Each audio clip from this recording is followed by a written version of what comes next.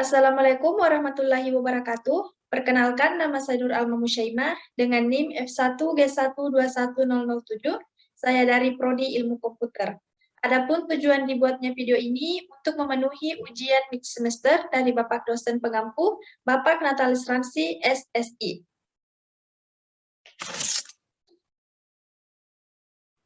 Adapun judul dalam video kali ini yaitu rangkuman materi ilmu komputasi.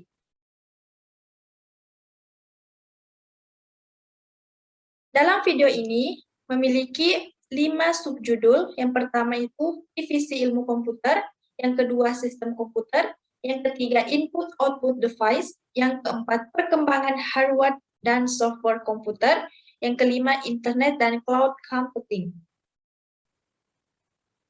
Nah, di pembahasan pertama yaitu di definisi ilmu komputer. Menurut CSEAB atau Computing Science Accreditation Board, ilmu komputer adalah ilmu pengetahuan yang berhubungan dengan komputer dan komputasi. Di dalamnya terdapat teoretika, eksperimen, dan pendesainan komponen, serta termasuk di dalamnya hal-hal yang berhubungan dengan teori-teori untuk memahami komputer device, program, dan sistem. Eksperimen untuk pengembangan dan pengetesan konsep, metodologi desain, algoritma, dan tool untuk merealisasikannya. Metode analisa untuk melakukan pembuktian bahwa realisasi sudah sesuai dengan requirement yang diminta. Sedangkan menurut Denning, ilmu komputer adalah studi sistematik tentang proses algoritmik yang menjelaskan dan mentransformasikan informasi, baik itu berhubungan dengan teori-teori analisa desain, efisiensi, implementasi, ataupun aplikasi-aplikasi yang ada padanya. Pertanyaan mendasar berhubungan dengan ilmu komputer adalah apa yang bisa diotomatisasikan secara efisien. Dari persamaan pemakaian terminologi dan hakikat makna dalam definisi yang digunakan di atas, dapat disimpulkan bahwa ilmu komputer adalah ilmu pengetahuan yang berisi tentang teori, metodologi desain, dan implementasi. Berhubungan dengan komputasi, komputer, dan algoritmanya dalam perspektif perangkat lunak atau software maupun perangkat keras hardware. Nah, kita masuk ke dalam subjudul yang kedua, yaitu sistem komputer. Sistem komputer sendiri adalah suatu susunan perangkat yang saling terkoneksi dan digunakan untuk mengolah data dari pengguna. Sistem komputer pada dasarnya terdiri dari Central Processing Unit atau CPU, memori, dan peralatan input-output. Adapun komponen-komponen sistem komputer terdiri dari 6 komponen, yaitu pertama komponen perangkat keras, hardware komponen, kedua komponen perangkat lunak atau software komponen, yang ketiga komponen data atau data komponen, dan yang keempat komponen komunikasi atau communication komponen. Selanjutnya yaitu jenis-jenis sistem komputer. Ada 6 jenis kategori sistem komputer, diantaranya yaitu pertama, sistem single user and workstation. Yang kedua, sistem multitasking atau multitasking system. Yang ketiga, sistem server jaringan atau network server system. Yang keempat, sistem waktu nyata atau real-time system. Yang kelima, sistem kendali embedded atau embedded control system. Dan yang keenam adalah sistem terdistribusi atau distributed system. Nah, selanjutnya kita masuk ke dalam materi subjudul yang ketiga, yaitu input-output device. Sebelum kita masuk ke dalam hal yang lebih mendalam, di sini kita mengenal dulu apa itu input device. Jadi, input device adalah alat yang digunakan untuk menerima input dari luar sistem dan dapat berupa sinyal input atau maintenance input. Di dalam sistem komputer, sinyal input berupa data yang dimasukkan ke dalam sistem komputer, sedangkan maintenance input berupa program yang digunakan untuk mengolah data yang dimasukkan. Dengan demikian, alat input selain digunakan untuk memasukkan data, juga untuk memasukkan program. Adapun peralatan yang hanya berfungsi sebagai alat input dapat digolongkan menjadi alat input langsung dan tidak langsung. Alat input langsung yaitu input yang dimasukkan langsung diproses oleh alat pemroses. Sedangkan alat input tidak langsung melalui media tertentu sebelum suatu input diproses oleh alat pemroses.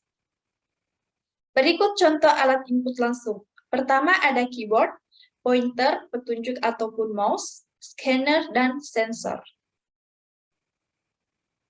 Sekarang kita masuk ke dalam pengertian output device. Output device atau perangkat keluaran adalah sebuah komponen perangkat yang merupakan bagian dari personal komputer. Output device merupakan perangkat yang bertugas untuk menampilkan data yang telah diproses oleh bagian prosesor. Sebelumnya, data ini diambil oleh perangkat masukan atau input device.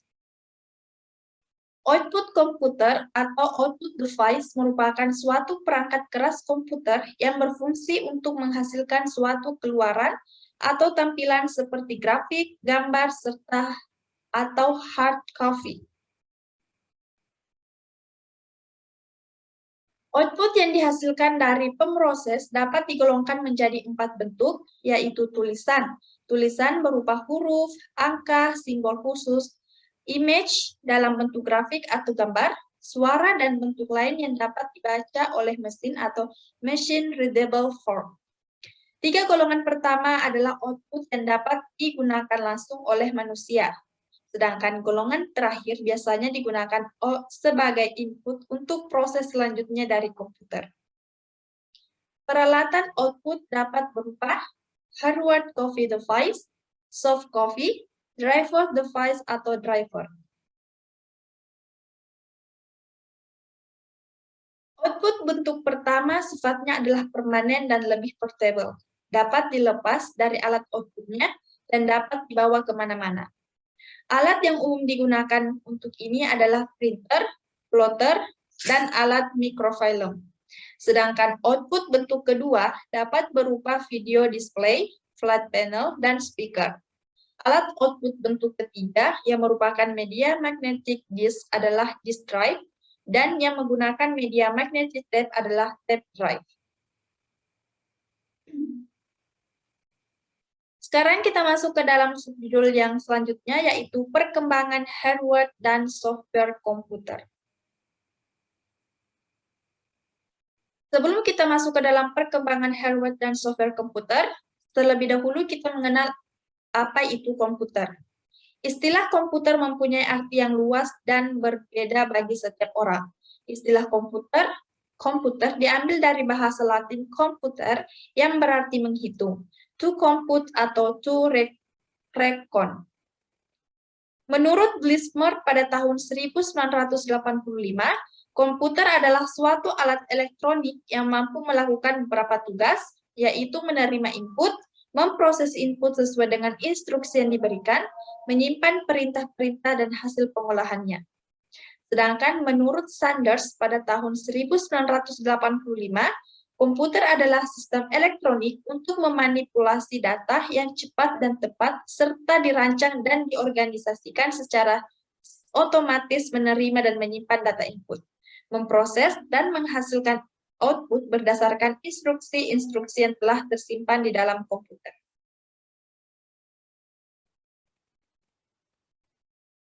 Dari definisi tersebut, terdapat 3 istilah penting, yaitu input atau data, pengolahan data, dan informasi atau output.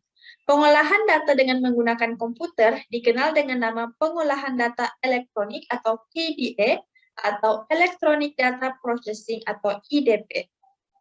Data adalah kumpulan kejadian yang diangkat dari suatu kenyataan atau fakta. Dapat berupa angka-angka, simbol, huruf, simbol khusus, atau gabungan dari ketiganya.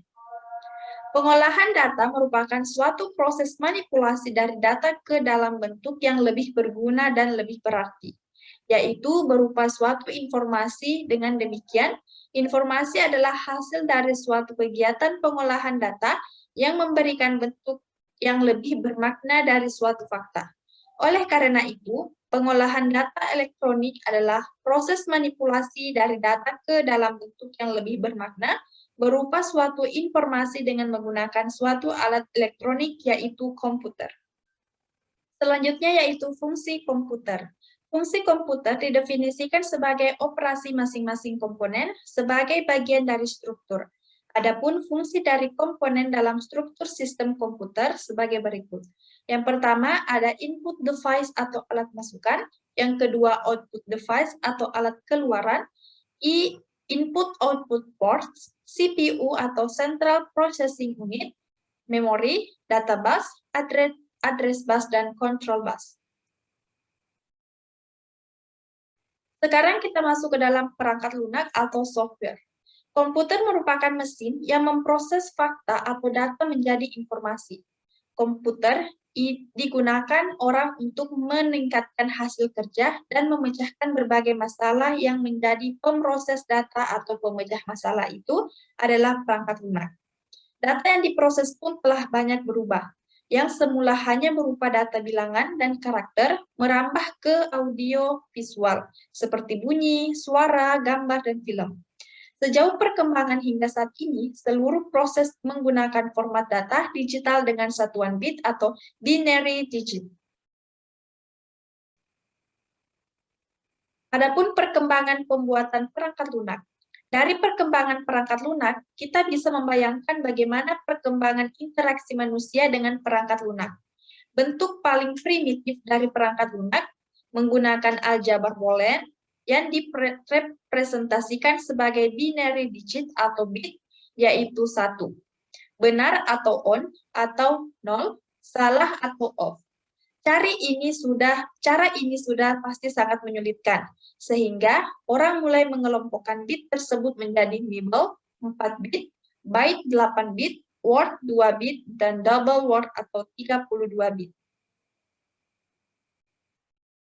Kelompok-kelompok bit ini disusun ke dalam struktur instruksi seperti penyimpanan, transfer, operasi aritmatika, operasi digital, dan bentuk bit ini diubah menjadi kode-kode yang dikenal sebagai assembler. Kode-kode mesin sendiri masih cukup menyulitkan karena tuntutan untuk dapat menghafal kode tersebut dan format atau aturan. Penulisannya yang cukup membingungkan. Dari masalah ini kemudian lahir bahasa pemrograman tingkat tinggi yang seperti bahasa manusia, yaitu bahasa Inggris. Saat ini pembuatan perangkat lunak sudah menjadi suatu proses produksi yang sangat kompleks dengan urutan proses yang panjang dengan melibatkan puluhan bahkan ratusan orang dalam pembuatannya. Sekarang kita masuk ke dalam klasifikasi perangkat lunak. Perangkat lunak secara umum dibagi menjadi dua, yaitu perangkat lunak sistem dan perangkat lunak aplikasi. Perangkat lunak sistem dapat dibagi menjadi 3 macam, yaitu pertama ada bahasa pemrograman. Bahasa pemrograman merupakan perangkat lunak yang bertugas mengkonversikan arsitektur dan algoritma yang dirancang manusia ke dalam format yang dapat dijalankan komputer. Contoh bahasa pemrograman diantaranya BASIC, COBOL, Pascal, C++, dan Fortran. Yang kedua yaitu sistem operasi. Saat komputer pertama kali dihidupkan, sistem operasilah yang pertama kali dijalankan. Sistem operasi yang mengatur seluruh proses, menerjemahkan masukan, mengatur proses internal manajemen, dan penggunaan memori dan memberikan keluaran ke peralatan yang bersesuaian. Contoh dari sistem operasi yaitu DOS, Unis, Windows 95, IMD OS 2, dan Apple System 7. Yang ketiga yaitu utility. Utility merupakan sistem operasi perangkat lunak sistem dengan fungsi tertentu. Misalnya, pemeriksaan perangkat keras atau hardware troubleshooting. Memeriksa disket yang rusak, bukan rusak fisik, tetap mengatur isi hard disk, partisi, defrag. Contoh utility adalah Norton Utility. Perangkat lunak aplikasi merupakan bagian perangkat lunak yang sangat banyak dijumpai dan terus berkembang. Sebelum tahun 1990-an, aplikasi yang dikenal yaitu pemroses data, kata, WordStar, SheetWrite, pemrosesan tabel Lotus 123, Quarto Pro, database, The Bus, dan hiburan game. Pada perkembangan pemroses kata, tabel dan database saat ini telah dibundle menjadi aplikasi Office dengan tambahan aplikasi untuk pembuatan presentasi yang nanti akan diberikan kepada pelatihan ini. Contoh aplikasi Office adalah Microsoft Office yang terdiri dari Word atau pemroses kata, Excel pemroses tabel, Access database, dan PowerPoint atau presentasi. Yang berkembang sangat banyak saat ini adalah aplikasi multimedia dan internet.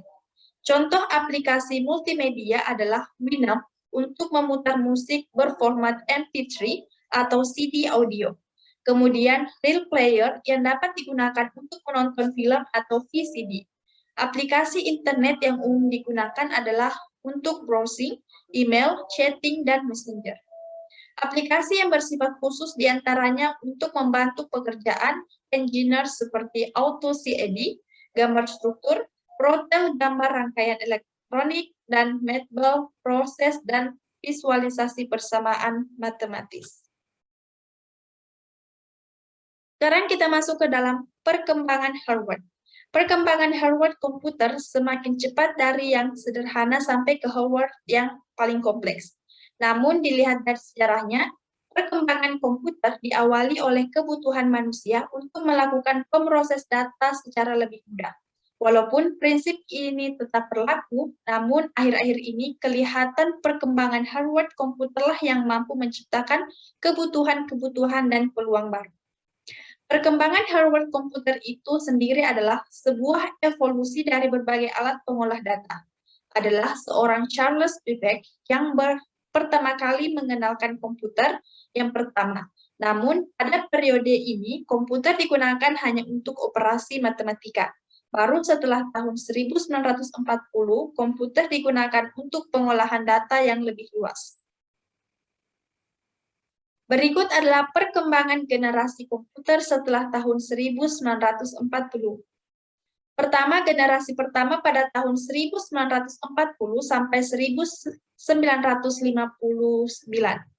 Pada generasi ini, komputer menggunakan tabung untuk memproses data dan menyimpan data. Beberapa komputer yang lahir pada generasi ini adalah EDSC, EDVSC, dan EDSSC. Kedua yaitu generasi kedua tahun 1959 sampai 1964. Penemuan transistor pada tahun 1948 adalah salah satu faktor yang membuat generasi komputer ini lahir. Komputer pada generasi ini jauh lebih kecil karena menggunakan transistor untuk menggantikan tabung vakum yang ukurannya lebih besar. Generasi ketiga yaitu pada tahun 1964 sampai awal tahun 1980-an. Generasi ini dipengaruhi oleh penemuan IC dan chip untuk mengatasi kekurangan transistor yang cepat panas. Komputer generasi ini pun membuat komputer menjadi lebih kecil karena komponen yang banyak dipadatkan dalam satu chip. Generasi keempat yaitu pada awal tahun 1980-an, generasi ini adalah perkembangan dari mikroprosesor untuk membuat komputer bisa lebih melakukan tugas-tugas yang lebih kompleks. Personal komputer dikenal pada generasi ini.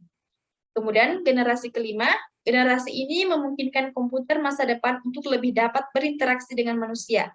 Secara garis besar, hardware pada PC itu dibagi menjadi 4 bagian utama, yaitu CPU, memori utama, piranti input, dan piranti output, yang terakhir media penyimpanan.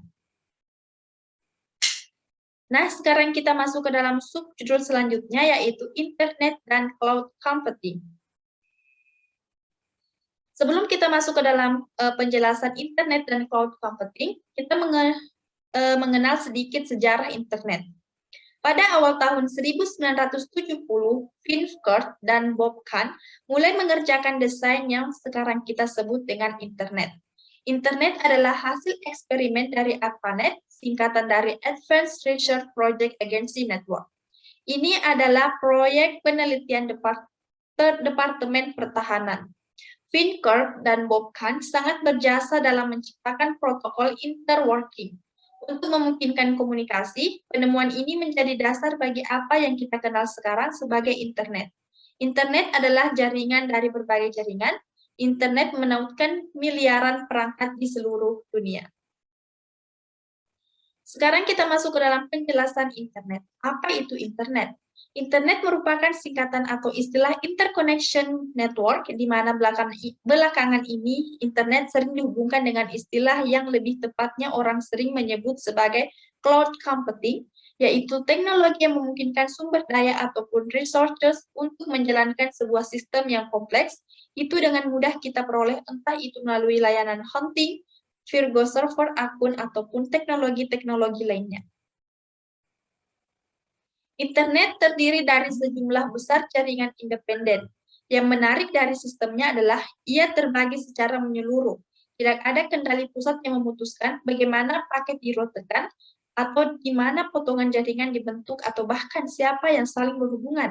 Ini semua adalah keputusan bisnis yang dibuat secara independen oleh operator. Mereka semua berkeinginan untuk memastikan bahwa ada sambungan ujung ke ujung dari setiap bagian jaringan, karena utilitas dari internet adalah bahwa setiap perangkat dapat berkomunikasi dengan semua perangkat lainnya, sama halnya saat kita menghubungkan telepon lain di dunia. Berikut selanjutnya itu cara kerja internet. Secara fisik, tidak lebih penting dari fakta bahwa filosofi rancangan telah memungkinkan internet untuk beradaptasi dan menyerap teknologi komunikasi baru. Ini bertujuan agar teknologi baru dapat menggunakan internet dengan tujuan tertentu. Ia hanya perlu mengenali protokol mana yang harus digunakan. Seluruh perangkat di internet memiliki alamat yang unik dan tentunya bekerja. Alamat yang ada di internet hanyalah suatu angka yang mirip dengan nomor telepon atau semacam nama jalan. Yang unik, tepi komputer atau perangkat di tepi jaringan tersebut. Hal ini mirip dengan sebagian bagaimana besar rumah dan bisnis yang dimiliki alamat pengiriman.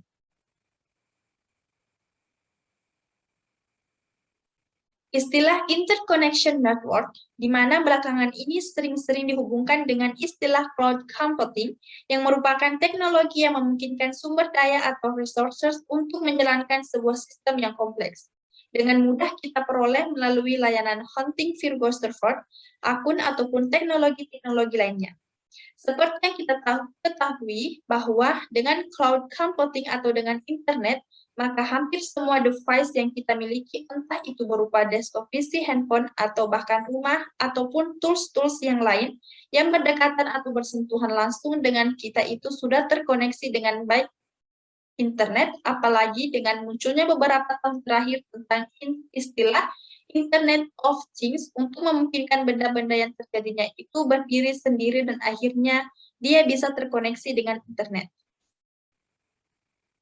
Sebagai perumpamaan di mana ketika kita membuka komputer, kemudian melakukan akses sebuah situs seperti google.com, maka komputer akan terhubung terlebih dahulu dengan yang namanya Internet Service Provider. Internet Service Provider, contohnya di Indonesia itu adalah Telkom Indonesia, yang melalui produk-produk seperti Telkomsel dan lain sebagainya. Setelah itu, pengeksekusian atau meminta layanan dikumpulkan ke google.com, maka akan langsung mengontak ke service provider internet ini, akan mengontak namanya ke sebuah teknologi yang disebut dengan server DNC. Sekarang kita masuk ke dalam algoritma beserta simulasi algoritmanya. Nah, algoritma itu adalah suatu urutan dalam beberapa tahapan yang logis dan juga sistematis agar bisa menyelesaikan suatu masalah tertentu. Algoritma bukan hanya digunakan untuk memecahkan masalah pada komputer saja, tetapi juga untuk memecahkan masalah yang ada di kehidupan sehari-hari. Terlebih lagi, setiap masalah yang berkaitan dengan sebuah proses atau langkah-langkah prosedural biasanya akan membutuhkan algoritma. Suatu permasalahan akan mudah diselesaikan dengan menggunakan algoritma karena kita jadi mengetahui langkah-langkah logis dan sistematis yang harus kita kerjakan. Berikut merupakan contoh simulasi algoritmanya. Nah, jadi ini merupakan contoh simulasi dari algoritma di mana kita ingin menyelesaikan masalah pada hewan Angry Bird untuk menemukan hewan jahat babi. Adapun blok-blok atau kode-kode yang telah disediakan, yaitu move forward, turn left, turn right, dan repeat times do. Untuk menjalankan suatu program ini, kita melakukan dengan kode yang telah disediakan. Di sini kita melihat ada Angry Bird, dan di sini ada babi jahatnya. Untuk adapun kode di ini tuh bertujuan untuk menjalankan Angry Bird menuju ke sasaran, yaitu babi jahat. Kode yang pertama kita gunakan yaitu move forward atau gerak maju. Setelah gerak maju, kita ingin naik ke atas, kita menggunakan kode belok kanan atau turn right. Setelah kita melakukan belok kanan, kita gerak maju sebanyak 1, 2, 3, 4. Kita melakukan kita menggunakan kode move forward sebanyak 4 kali. 1,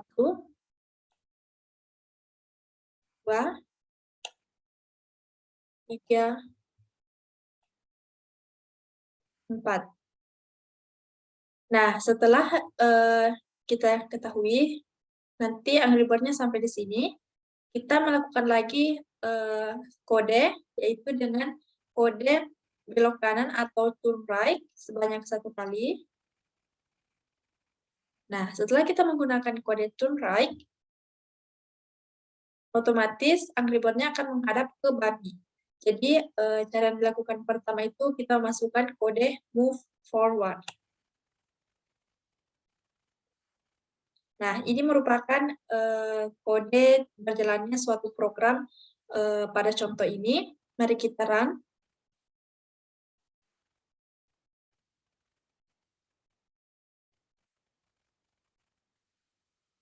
Nah, ini merupakan kode yang benar. Kita masukkan. Ini.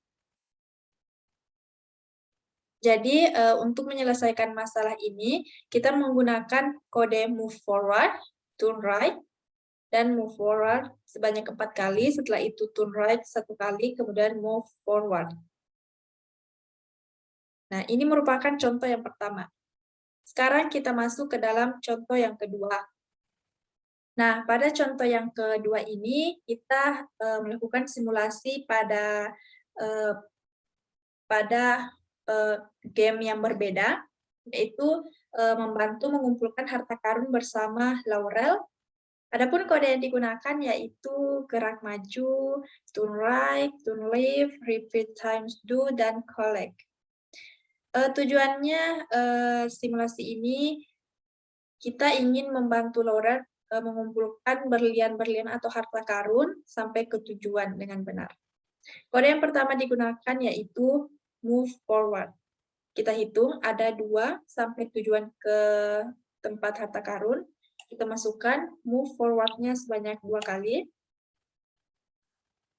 Nah, setelah kita masukkan move forward-nya, kita lihat di sini ada harta karun, berarti kita masukkan yaitu collect atau kumpulkan.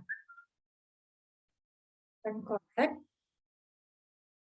Setelah collect, kita masukkan belok kanan untuk menuju ke atas, atau turn right. Setelah turn right, ada 2 langkah menuju ke berlian selanjutnya. Jadi kita menggunakan kode move forward. 1, 2. Setelah kita sampai ke tujuan berlian ini, kita tambahkan lagi collect atau mengumpulkan sebanyak 1. Oke. Nah, setelah itu kita belok kanan lagi atau kita menggunakan turn right. Setelah itu kita melakukan gerak maju menggunakan kode move forward sebanyak 2 kali untuk mencapai ke berlian selanjutnya. 1, 2. Nah, kita sudah berada di titik terakhir, berarti kita ingin mengumpulkan berlian selanjutnya. Kita menggunakan kode collect atau kumpulkan.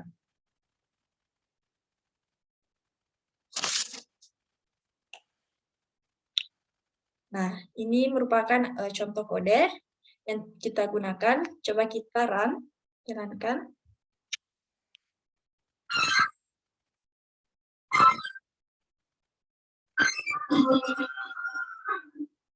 Nah, selanjutnya kita telah melakukan algoritma pada season keempat ini, membantu menemukan harta karun bersama Laurel. Jadi di sini tadi kita mengumpulkan 3 berlian. Adapun kodenya yaitu ini, move forward sebanyak 2 kali, kemudian collect, turn right, move forward, collect, turn right, move forward, collect. Baik, itu saja simulasi algoritma yang dapat saya berikan. Baik, itu saja video dari saya. Apabila ada salah kata mohon dimaafkan. Billahi taufiq wal hidayah. Wassalamualaikum warahmatullahi wabarakatuh.